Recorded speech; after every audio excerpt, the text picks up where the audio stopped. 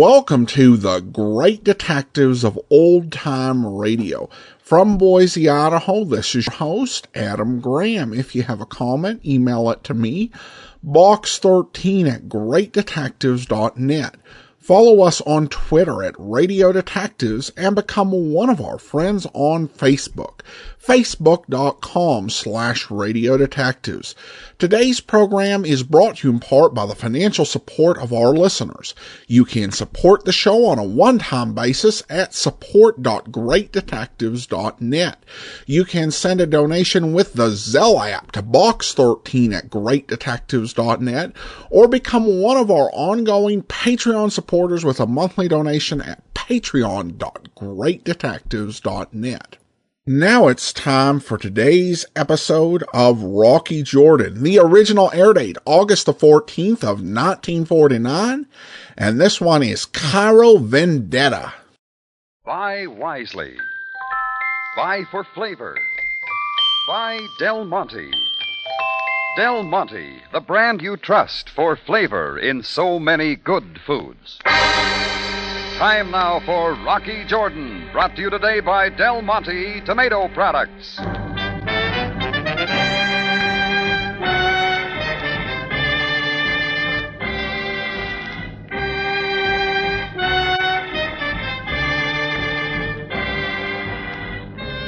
Not far from the Mosque Sultan Hassan in Cairo stands the Cafe Tambourine, run by Rocky Jordan.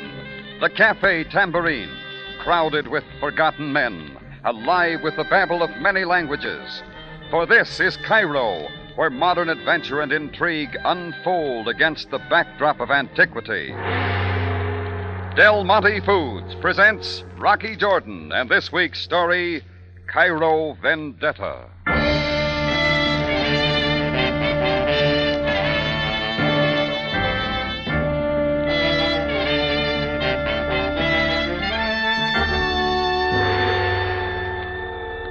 Cairo is a city of strange contrasts in many ways. The blinding heat, the noise and confusion of the day. Compare that to the cool, restful quiet of the night. Well, on this particular night, I was in my room up over the Tambourine, about as sound asleep as a man can get. But it couldn't stay that way. A rock clattered across the floor, and all at once I was wide awake, piling out of bed, grabbing my slippers, and on my way across the room to the shattered window. Jordan Bay! Wake up, Jordan Bay! Wake up! Who is that down there? It is I, Shiva. You make a habit of smashing people's windows, Sheba? I could not wake you up any other way. Well, I'm awake now. What's this all about? I must see you. Please, Effendi. It is most important. You can tell me from there. No, I cannot. Come down, Jordan Bay. Come down quickly. Oh, all right, I'll come down. This had better be good. I cut on a light, got dressed as quick as I could, and hurried down through the cafe. Shiva wasn't the usual type of boy that makes trouble around the native quarter. He sold papers not far from the Tambourine, and he and I had become good friends. So just what he was up to had me wondering. He was waiting at the door. I have to see you, Jordan Bay. All right, Sheba. First we talk about that broken window. No, there is little time. Please, we must hurry. Now that we get it clear. What are you talking about? You must come with me. Who says so? This way, Jordan Bay. I will show you. Sheba was off and running excitedly down the deserted dark street with me after him. He led me past the mosque and under the minaret tower, then turned down the narrow Sharia Yuran. Not far on, he suddenly stopped, pointed to the black end of an alley, and drew away. I moved slowly back beneath the overhanging buildings. A groan came from somewhere. I stiffened until my eyes made out a heap lying near a garbage can. As I bent over, it moved. So then it was a man in native dress, badly beaten and suffering from knife wounds. I dragged him to where a thin moonbeam could play on his face. He was the last man I ever thought I'd find like this. Captain Sam Sabaya of the Cairo Police Force.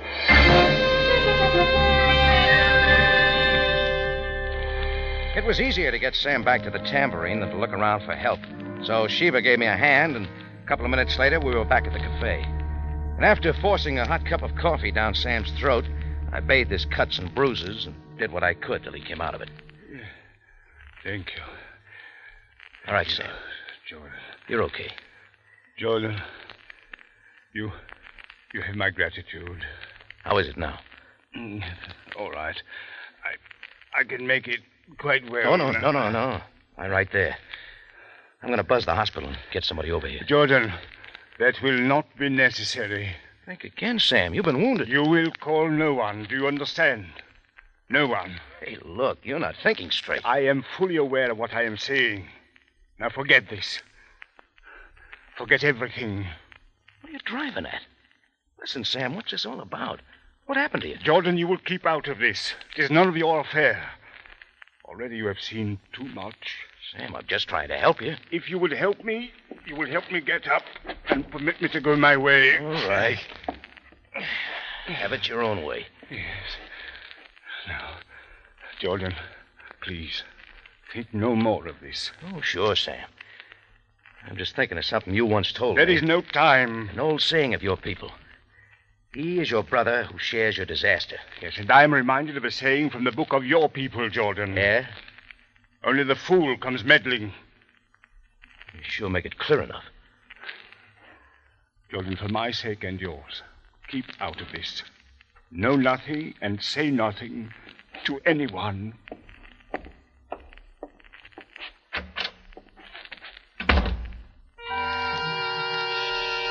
Well, if that's the way Sam wanted it, fine.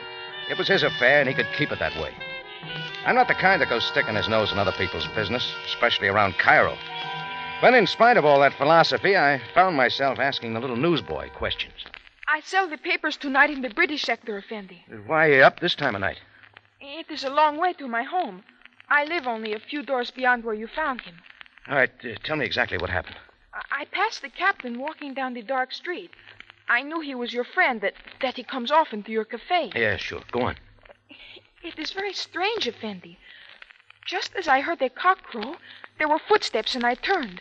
Two figures came out of the alley and they grabbed the captain and began beating and kicking him. What'd they look like? It was dark and I could not tell. Besides, I saw the flash of a stiletto. I was afraid. Let's just say you were smart. All right, what next? I hid in the shadows as they dragged him into the alley and threw him to the ground.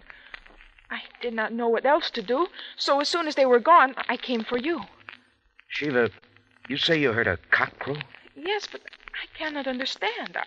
I never heard one there before. Doesn't make sense. Cock doesn't grow at night. I do not know. Jordan Bay, about the window, I am most sorry. Oh, forget it, son. You better run along home now. As you wish, Effendi. Oh, just one thing, Shiva. Like Sam said, keep it to yourself, right? That is my promise, Jordan Bay. Good night.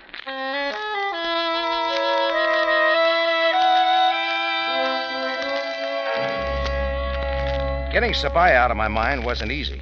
So the next day I checked the morning and afternoon papers, but there was no mention of the affair.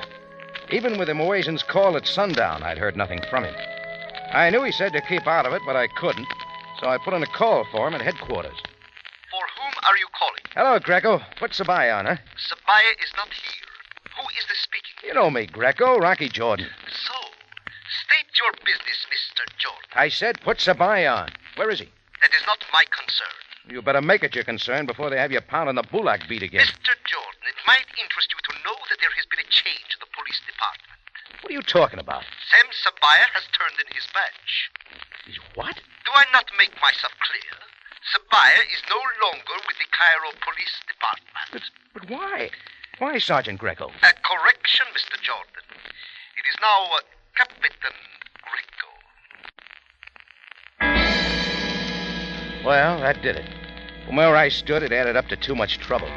Sam sure wasn't getting any help from the now Captain Greco. So without waiting around any longer, I decided to look him up. He lived in a modest old white house not far up from the Nile. That's where I went first. I knocked a couple of times with no answer, so I scratched around the window. The shade was partly drawn, and I couldn't see much. I was about to try the door again. Why does the Anglese peer in at the window? Huh? Oh, who are you, lady? I am the neighbor at the next house. Well, I'm looking for Sam Sabaya. You know anything about him? Oh, yes. Such a noble bay, so kind to his family. Yeah, but where is he? He is no longer here. Not for several days. What about the rest, the family? Oh, yes, but one wife, sir. Such a fine woman. Never have I seen such needlework. Has she been around? She does not live here either. Very suddenly she left with the children. Well, the furniture's there. Somebody else moved in? No, that is the furniture of the Sabayas. It is there, but they are gone. Gone where? I would be most happy to tell you, sir, but I do not know. I thanked the lady and went back across the court and out the gate. I'd gone maybe 3 steps farther when an interesting mixture of garlic and perfume sidled up and stood in my way. Would the senor permit me a moment? Not if it can wait. It is possible that you are a friend of the Sabayas. Why are you asking? Well, you see, senor, I am a bill collector. Unfortunately, they owe me some money, and I must collect it. Well, lots of luck. Please.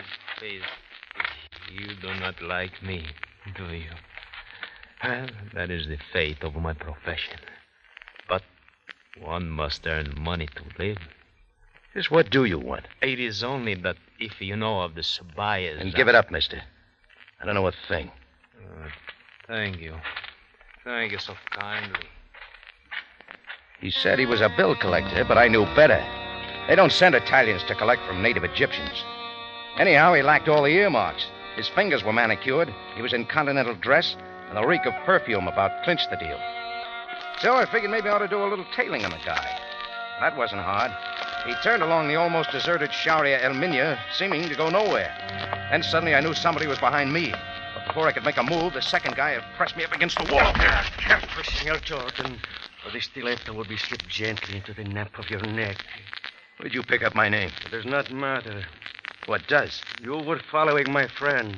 I got reasons. My friend does not like to be followed. He finds it disturbing. That all on your mind? A matter that should not concern you.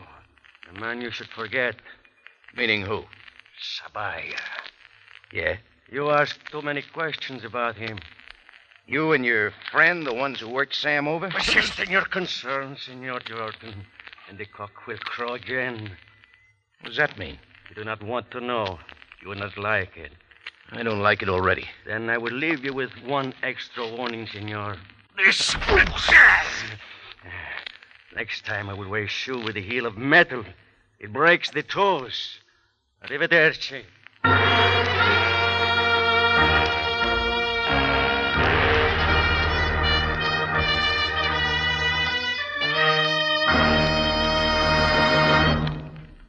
Del Monte Foods is presenting tonight's adventure with Rocky Jordan. Let's pay a little call on the Cronins. It's along about dinner time, and Don is just coming in from the yard. Let's listen. Hi, honey. Say, I'm as hungry as that bear people are supposed to be as hungry as. What's for dinner? Oh, it's corned beef hash tonight, dear. See? Mm-hmm. I fixed it up special. Just the way you like it. Yeah, that's for me. Corned beef hash and plenty of catsup. That catsup with a special flavor I like so much. That's Del Monte catsup. I just wouldn't be without it. You can't beat it for flavor. Oh, Mrs. Cronin, you're so right. Friends, it's a fact. You just can't beat Del Monte catsup for real, satisfying flavor. Just pour some over hash or meatloaf or chops. You'll find that appetizing tomato flavor makes you want to come back for more. Yes, ma'am, there'll be plenty of calls for second helpings when you use Del Monte tomato catsup. It's tangy, it's lively, it's rich. It's tomato flavor at its best. Look for Del Monte at your grocer's. You'll be surprised at its low cost. Try Del Monte catsup. Then, just like Mrs. Cronin, you'll be saying... You just can't beat Del Monte catsup for real tomato flavor.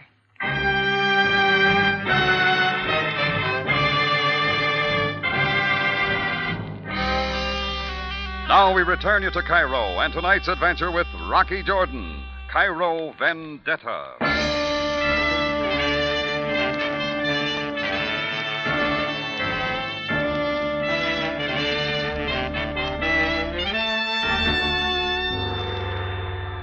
I hadn't forgotten Sam Sabaya's warning to me to keep out of his trouble, whatever it was.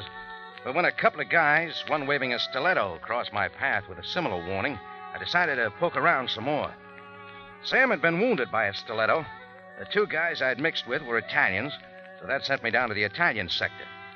I figured Giuliano Bassetti, who edited the Italian-language newspaper in Cairo, might be of some help. I spotted him in a coffee shop and went over to his table. Well, Signor Jordan. Will you join me for coffee? I don't mind if I do, Mr. Bassetti. It's been a long time. Yes, indeed it has. Servo, coffee for this gentleman here, please. I can use some. What brings you to the Italian sector, my friend? Oh, looking for new faces, you might say. I hear there are a few around. They come and go. With an eye out for the next edition, I guess you'd be the first to notice. Perhaps it is as you say.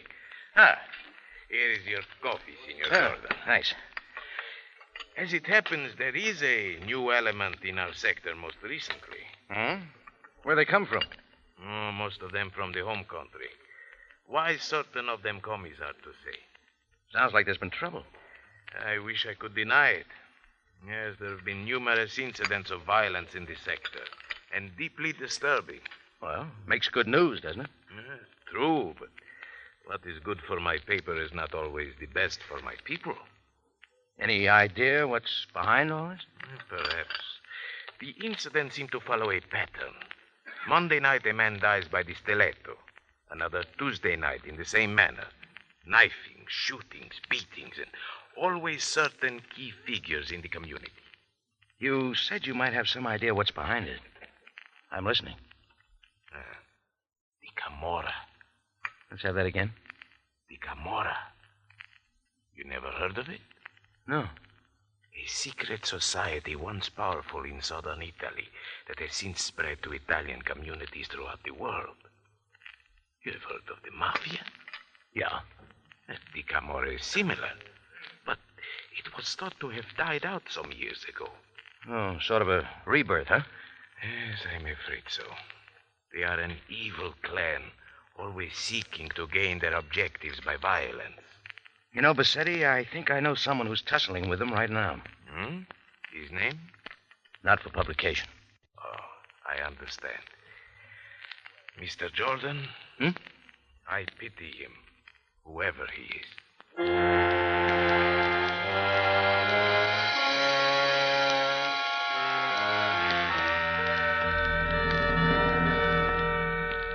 Well, that cleared up something.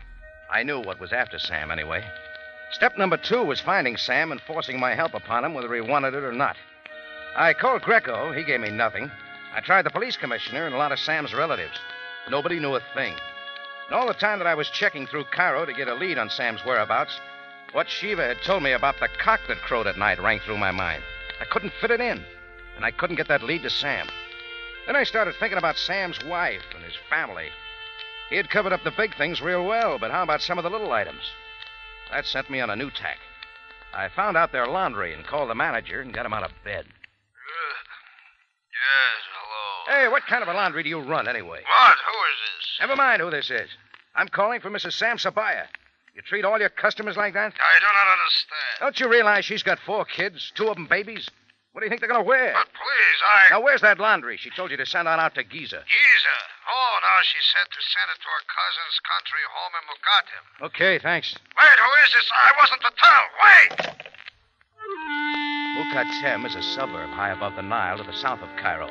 I made it there in less than an hour. And a little later, I'd found the house, off in the hills, a little way out of town. As I went in at the court, I saw a dim light from inside, so I knew somebody was there. I kept knocking. It's Markai. Miss Sabaya, I've got to talk to you. Oh, go away, please. I've retired for the night. But you remember me, Rocky Jordan? It's about Sam. He's not here. You know Sam's in trouble, Mrs. Sabaya. Yes, I know. I know.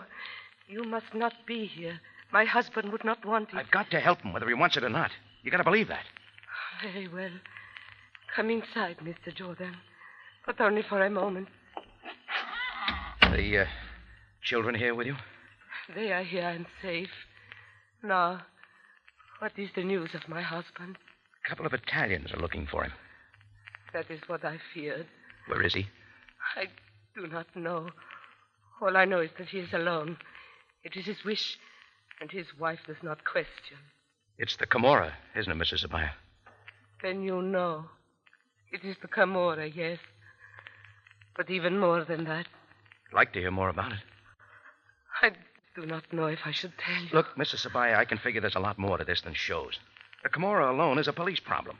Why did Sam turn in his badge and quit the force? Because it is also a personal problem.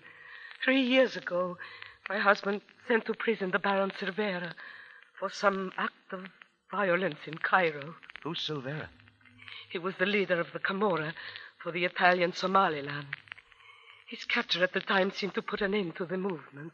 Now Silvera's free with a vendetta against Sam, huh? Yes, Mr. Jordan. Silvera is a man of vengeance. He has sworn death to my husband, and we fear some revenge against the family. That is why my husband wished us to be hidden here. That still doesn't explain why he turned in his badge. Sam's not the kind to quit when things get tough. My husband requested a temporary release so that he might go after Silvera in his own way, unrestricted by his office. Oh, I've got it now. But what of my husband? Baron Silvera's vengeance knows no bounds. Indeed, you know me well, Senora Sabaya. Silvera! At last. Good evening, Senor Jordan. We haven't met before. Recall? Yeah. I see you're using a gun to collect bills now, Silvera. Shall we say, I've come to pay a debt. Where's your friend who likes to break toes? Ciano? Where he always is. But how did you find this place? My husband made certain we would not be found. Well, what could have been easy? We had only to follow the wily Senor Jordan. He did my work for me. Mr. Jordan. I'm sorry, Mrs. Sabaya. Looks like I've done plenty. And now Sabaya's family will lead him to us. But we know nothing of him. She's telling the truth, Silvera. Perhaps. My plan is most simple. Already word has spread throughout Cairo. I am holding Senora Sabaya and her children hostages. I can take it from there. If Sabaya does not give himself up to me now, he will never see his family again.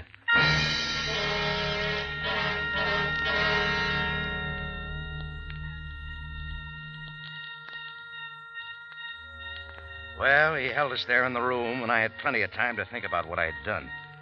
And it didn't take long for Silvera's plan to pay off. The big hand of the clock on the wall hadn't gone halfway around before the phone rang. I will answer. No, Senora, no. Let Jordan pick up the phone. Jordan, at the one. Hello? Who is this speaking? It's Rocky, Sam. Jordan! What are you doing there? It doesn't make a lot of difference now. Jordan, tell me quickly, is it true that the Camorra have my family? Yes. Silvera's here. Silvera? Then you have led him there. Jordan, I warned you. I begged you to keep out of this. Yeah, I know, Sam. Leave it to me to fix everything. You have ruined my plans. Now there's nothing for me to do but give myself into their hands. But Sam, there must be something. No, Jordan. Jordan, tell Silvera that I will be there as soon as possible.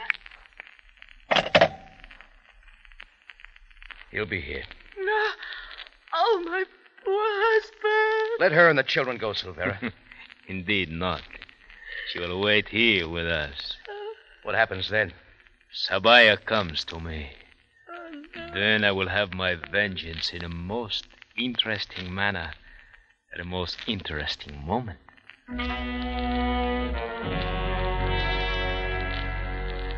Well, we waited. Mrs. Sabaya, the 4 kids upstairs, Silvera and me waited for Sam to come. The Baron Silvera stood at the window, gazing out onto the courtyard through which Sam had to come, wetting his lips and weighing his gun in his hand. Then we heard footsteps coming up the winding path and across the court. Finally, the door opened, and Sam was standing before us. I've come, Silvera. Sam, my husband. You will not approach him. Do as he commands, my wife. And may Allah be with you always. Sam, I know it's my doing. I should have had more sense. I should have realized. Be not disturbed, Jordan. He is a small man who considers not his brother's welfare. But, Sam... We are at peace, Jordan. Silvera, I ask only mercy for my family.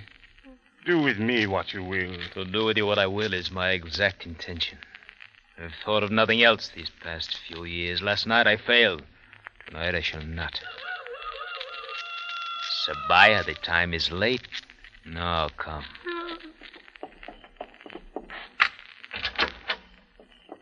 I will follow you into the courtyard. You first, Sabaya. They started, the 2 of them. Sabaya first, Silvera behind him, holding the gun. This was the moment, and somehow I knew it. The moment Silvera had waited for. Sabaya in his hands. It was my fault, and there was nothing I could do. Suddenly, I heard the cock crow, crowing at night like it had once before. And I knew what it meant, and I knew it alone could save Sam. Sam hit the floor! Sam dropped, and I moved in fast. My foot slammed into the small of Silvera's back. He stumbled over Sabaya and rolled sprawling into the courtyard. No, Cielo, no, do not shoot! Forget this thing, you'll infect! Grab Silvera's gun, Sam. Ciano's running.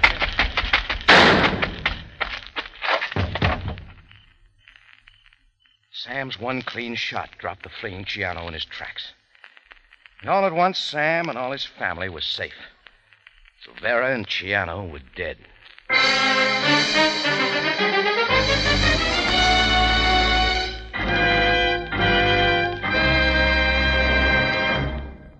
Del Monte Foods is presenting tonight's adventure with Rocky Jordan. It's a fact. American housewives have bought more cans of Del Monte tomato sauce than any other brand. Why? It's the flavor, the rich, spiced tomato flavor that's never been matched since Del Monte originated tomato sauce. Yes, for a whole generation, women have depended on Del Monte tomato sauce to add that taste-tempting extra flavor to low-cost meals. Here is what one of California's good cooks, Mrs. John Falkenrath of San Leandro, California, said. I'm an experimenter. Naturally, in 39 years of cooking, I've tried many sauces. So I speak from experience, and lots of it. Del Monte sauce has the true tomato flavor, and its fine, rich color makes any dish look extra good. What's more, it's dependable. Always good and always the same. Thank you, Mrs. Falkenrath. Yes, you can depend on Del Monte tomato sauce, just as you depend on all Del Monte foods. It's always good and always the same, the original tomato sauce. A secret combination of field-ripened tomatoes and fine seasonings that gives extra special flavor in cooking economical everyday foods. Buy Del Monte tomato sauce next time you go shopping. Back now to Rocky Jordan.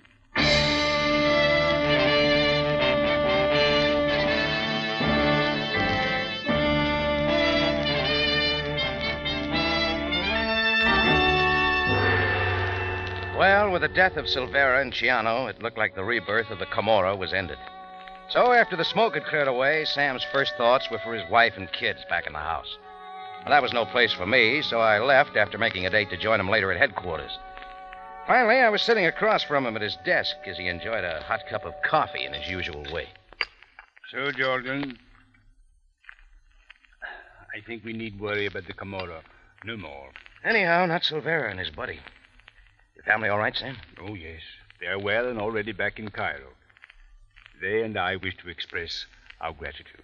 Well, I got you into it, Sam.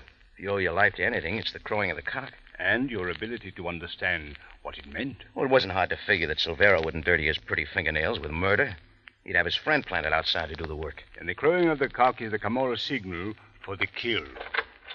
If I am not in... Oh, come in, Greco. I have here a list of all those known to have participated in the Camorra uprising. Oh, good, Greco. We will act at once. Jordan, if you will pardon me. Sure, sir. And me, Mr. Jordan. Oh, think nothing of it, Captain Greco. Correction, Mr. Jordan. It is once again Sergeant Greco.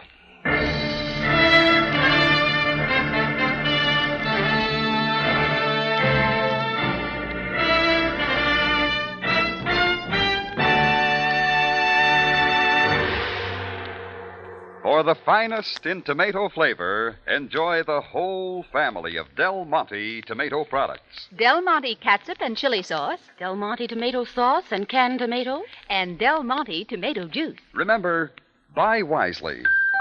Buy for flavor. Buy Del Monte. Del Monte, the brand you trust for flavor in so many good foods.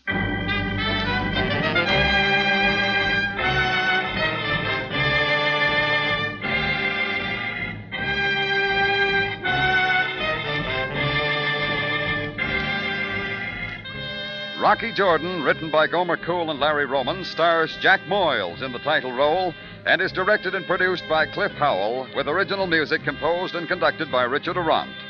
Remember, you have a date next week at the Cafe Tambourine, run by Rocky Jordan. Same time, same station. And the story is The Gum Queen.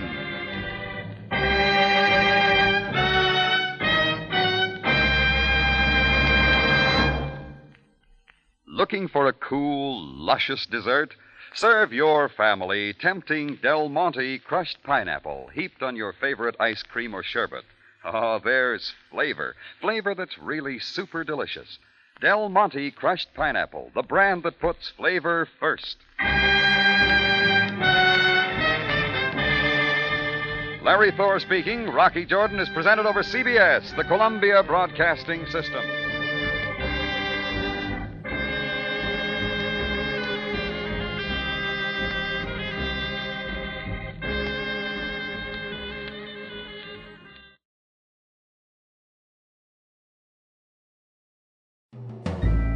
This is Andrea J. Graham, author of the Web Surfer series, Oh, and a Madam's Wife. You're listening to The Great Detectives of Old Time Radio.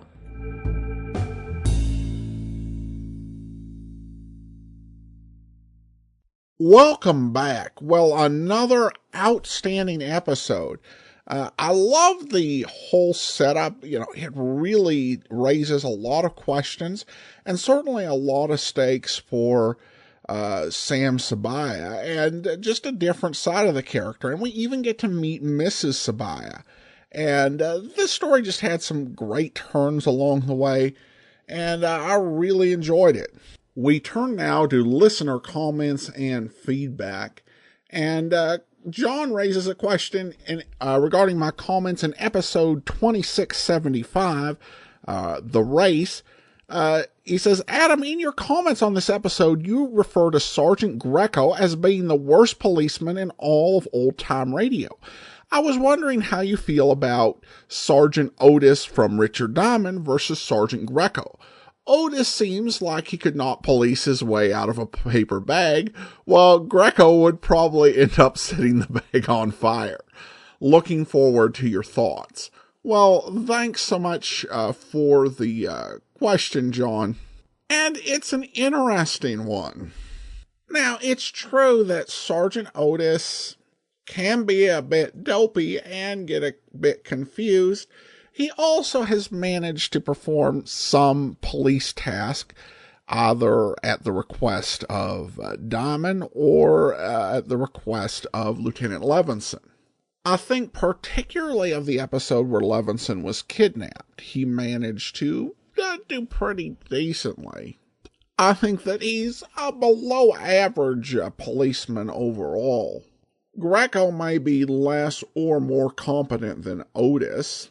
We really haven't seen enough of him in action. What we have seen isn't particularly impressive. I mean, there was that one episode where that boy escaped his custody when he was in, the cells, and I don't even know how that happens. But more than that, when I referred to him as a bad cop, I didn't mean just, not very good. I meant just bad, rotten, badge-heavy sort of police officer. Like I said, the closest that I could compare him to would be Inspector Hellman.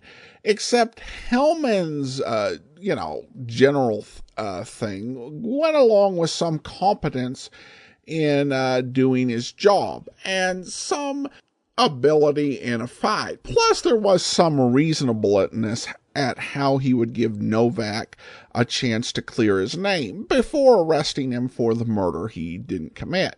Usually, Greco has to be convinced into doing that sort of thing.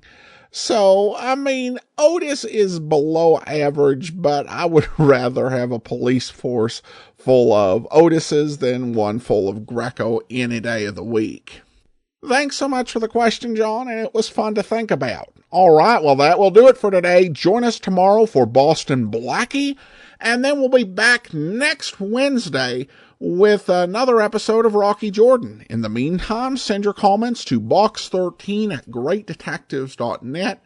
Follow us on Twitter at Radio Detectives and become one of our friends on Facebook.